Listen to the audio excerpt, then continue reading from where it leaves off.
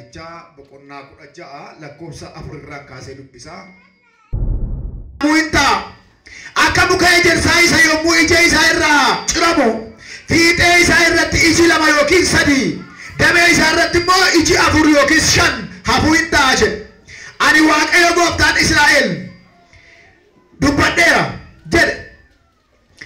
Gaafas namoonni gara isa isaan uumeen ilaalu. Ija isaanis gara isa qulqulluu kan Israa'elitti deebisu. Gara iddoo aarsaa isa ofii isaaniitii ijaarratanii gara utuboota fakkeenyaa Waaqayyootti tolfamtu dhaabamanii gara iddoo ixaanaa isaa harka isaaniitiin hojjetatanii hin ilaalan. Ameen. Kana irratti gabaabaatti ilaalla. Waaqayyoo nutti akka dubbatu nana manaa. Mul'achuu Waaqayyoo kan jedhu irratti walii wajjin ilaalla. Mul'achuu Waaqayyoo. Waaqayyoo yeroo hundumaa hojii Waaqayyoo mul'isuudha. Waaqayyoo dhala namaatti mul'achuu barbaada. Yeroo hundumaa Waaqayyoo dhala namaatti mul'achuudhaaf karoora qaba. Dhalli namaa Waaqayyoon arguu barbaada malee karaarra Waaqayyoon irratti argan irra deemuu garuu hin barbaadu. Waaqayyoo garuu karaa hundumaa irratti hin argamu. Karaa ofii isaatii qaba, daandii ofii isaatii qaba. Nama dhaqee daandii Waaqayyoo sanarra galee duwwaatu Waaqayyoon arguu danda'a. Waaqayyoon arguudhaaf daandii inni irra deemuu dirqama. Daandii hundeemnu irratti Waaqayyoon argamu. Daandii mataa isaatii qaba. Daandii isaa keessa yeroo gallu garuu Waaqayyoon argannu. Baay'ee saffisaan biyya lafaa kanarra deemuu kan danda'u baabura. Baaburri mi'a guddaa baatee saffisa dheeraa deemuu danda'a. Garuu karaa isaa gadhiisee beekee deemu. Hamma namaayyuu deemu yoo karaa isaa irraa kaate. Karaa isaa irraa hadiida isaa irra yeroo jiru deemuu danda'a. Sibiila ofii isaatii hadiida ofii isaatii irra socho'uudhaaf aangoo qaba malee fiiguudhaaf humna qaba malee daandii isaa irraa jallatee socho'uu hin danda'u. Akka makiinaa fa'aa garagaatti arge keessa socho'u. Garuu dhiibbaa guddaa uumuu kan danda'u immoo geejjiba keessaa baabura. Daandiin Waaqayyoo daandii namaa irraa adda. Daandii barbaade irratti dhala namaan argatu. Dhala namaa argachuu gaafa barbaadu gara daandii ofii isaatiitti waama. Waaqayyo gara daandii ofii isaatiitti waama. Daandii ofii isaatii kana keessatti gaafa waamee raawwatu immoo dhaloota arguu barbaada. Dhaloota arguu dura immoo dhalootatti argamuu barbaada. Waaqayyo hojii isaanii guddaan biyya lafaa kanarraa dhalootatti mul'isuudha. Biyya lafaarraa Waaqayyo abboonni tokkoffaa yoo laaltanii biyya lafaa kana keessatti hamma sadiitti kan jiran waa'ee Waaqayyoof olaantummaa Waaqayyoo dubbatu. Ni jalqabaani Waaqayyo Waaqa keetiidha. Inni lammaffaan maqaa Waaqayyo Gooftaa kee akkasumaan hin dhahin jedha. Inni sadaffaan guyyaa Sanbataa yaadannoo akka isa qulleessitu jedha. Kun sadaani waa'ee waaqummaa Waaqayyo agarsiisu. Waaqayyo isa biratti Waaqni biraan akka waaqeffatamu namaaf hin eeyyamu. Dhalli namaa kamillee ofii isaa biratti hiriyyaa biraa qabaachuu ni danda'a. Hiriyyaa kan biraa qabaate hiriyyaa kan biraas qabaachuu ni danda'a. Hiriyoota 7-8 qabaachuu ni dandeessa. Wajjin oolta, wajjin deemta, wajjin teessa. Waaqayyo garuu waaqummaa isaa biratti waaqummaa kan biraan barbaadu.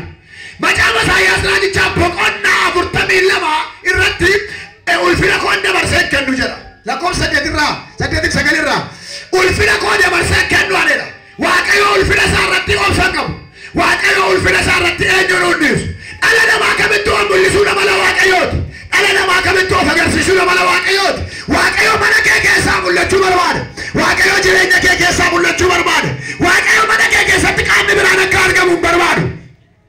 Waaqayyo Gooftaan macaa laphee kee keessatti hafuurri biraan akka argamu barbaadu. Ofiidhuma isaaf laphee kee keessa buufachuu barbaada. Ofiidhuma isaaf laphee kee keessa jiraachuu barbaada. Ofiidhuma isaaf mana kee keessa jiraachuu barbaada. Maqaa Yesuusiin nama amanee siif haa ta'u. Jedhamee walitti ba'a. Waaqayyo jedhaani. Laphee kee keesseedha. Ofii isaatiif buufachuu barbaadeedha. Waaqayyo dhala namaatti argamuudhaaf karaa gurguddaa lamaan argama. Karaa gurguddaa lamaan inni itti argamu ni jalqabaa Waaqayyo Gooftaan macaa araaraaf gochaan argama. Nama gargaara. Lafaa nama kaasa. Oollee buluun keenya harka Waaqayyoo irra jira. Utuu Waaqayyo nuun eeyyamu ta'ee oollee buluu hin dandeenyu. Utuu Waaqayyo nuun eeyyamu ta'ee teenyee ka'uu hin dandeenyu. Utuu Waaqayyo nuun eeyyamu ta'ee nyaatallee afaan keenyatti dhiyeeffachuu hin dandeenyu. Kani'uun oollee bulu. Kani'uun nyaannee dhunnu. Kani'uun teenyee kaanu. Inni jalqabaa Waaqayyotu nuuf eeyyame. Gargaarsa Waaqayyo keessaa inni jalqabaa nu jiraachisuudha. Nu jiraachisuu Waaqayyo jiraachuu Waaqayyo ragaadha. Yeroo hundumaa ati jirta taanaan jiraachuu keetiifi Waaqayyo jiraachuuf ragaa taata.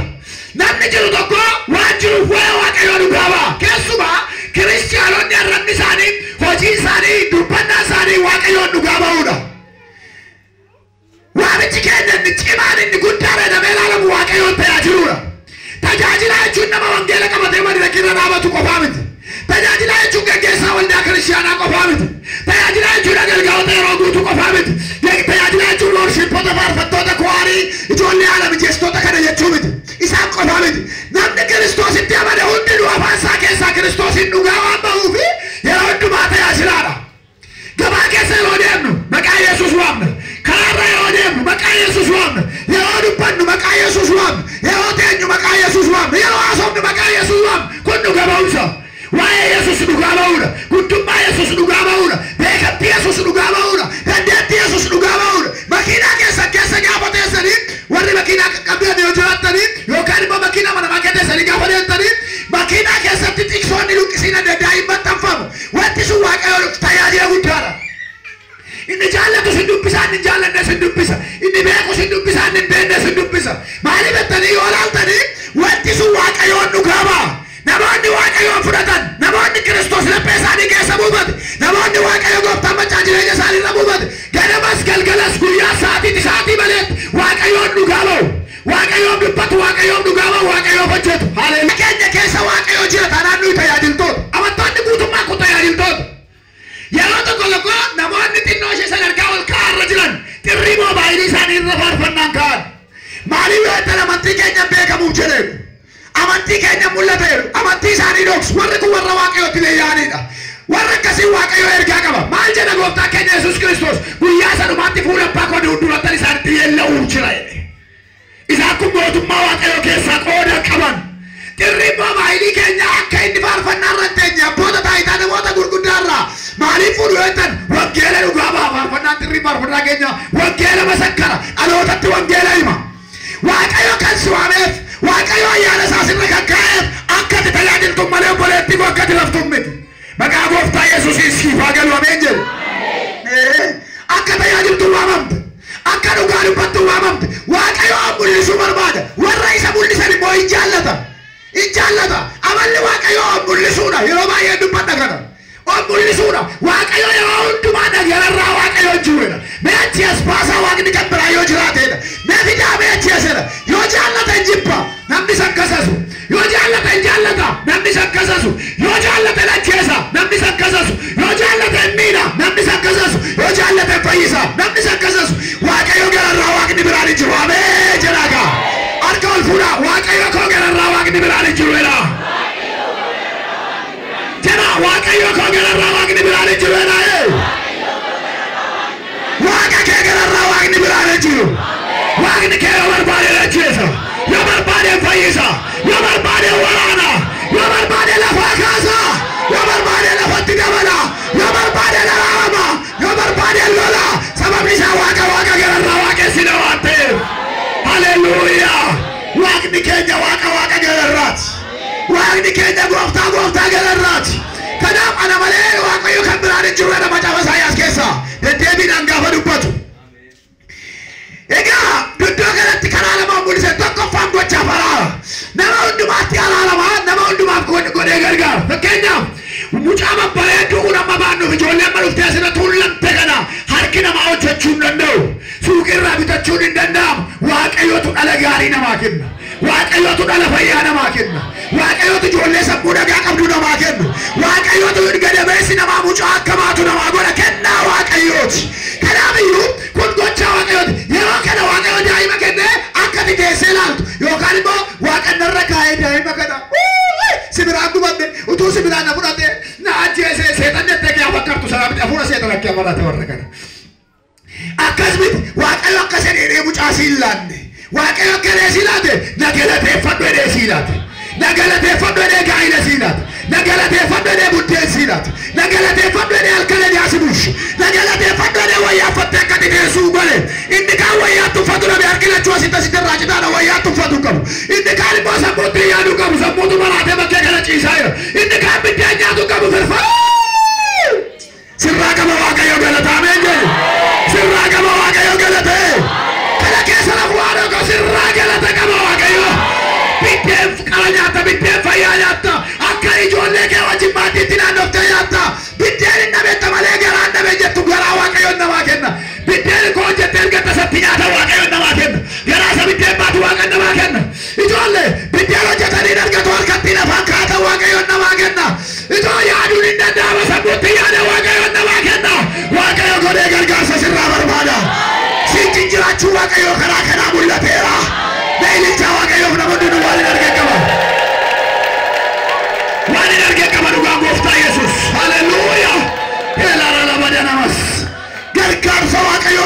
baay'eedha saba waaqayyoo. Mana keenya irra gargaarsa waaqayyootu baay'eedha. Mana keenya irra oolmaa waaqayyootu baay'eedha. Mana keenya irra geggeessaa waaqayyootu baay'eedha. Mana keenya irra ilaalcha waaqayyootu baay'eedha. Karaa kanaa mul'isa waaqayyo mana keenya keessa. Waxii gaarii gaafa nyaattu waaqayyoota mul'isa ila mana kee keessa. Biddeen gaarii gaafa nyaattu waaqayyoota mul'isa ila mana kee keessa. Ijoolleen kee warreen beekamattu waaqayyoota mul'isa ila mana kee keessa. Abbaan manaa kee afaan nagaa yoo sitti dubbatu waaqayyoota mul'isa ila mana kee keessa. Haati manaa kee afaan nagaa yoo dubbatu waaqayyoota mul'isa ila mana kee keessa. Fayyaa baatee hojjetattee gaafa galtu. Fayyaa kaatee hojjetattee gaafa galtu. Bittaaf galanni waaqayyoof.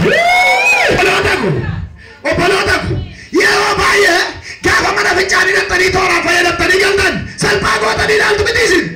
Mana fincaanii dhaqanii tooraan fayyadamuun eeyyama waaqayyooti.